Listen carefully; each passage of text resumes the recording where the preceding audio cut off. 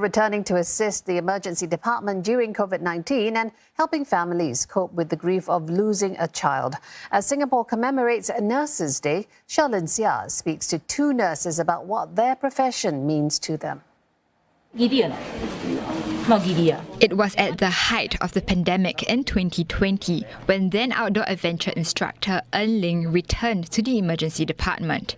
She had received messages asking for nurses to render support to healthcare institutions and answered the call.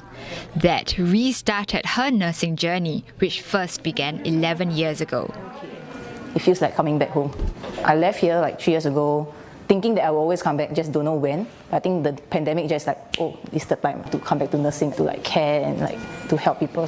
Working at the A&E has meant hectic days and dealing with the unexpected. But being able to help is also what keeps Ling going. There was a patient that came in, she was really very sick. And then like we took the entire shift to resuscitate her because she wasn't like well enough to be transferred to anywhere, even the ICU or even out of the hospital. So we just resuscitate her in the whole shift. All this like life and death that we are dealing with every day.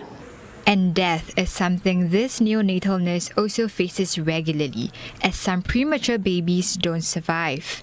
To ensure their parents are not alone in their toughest moments, Audrey formed a team of bereavement nurses 5 years ago.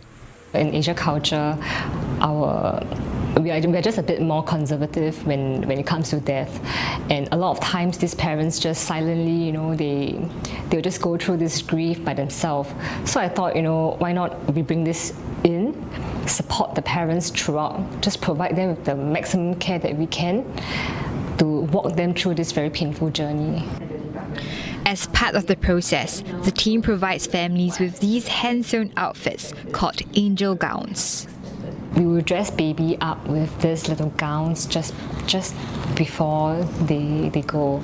So I believe, every baby should be beautifully dressed just before they leave this world.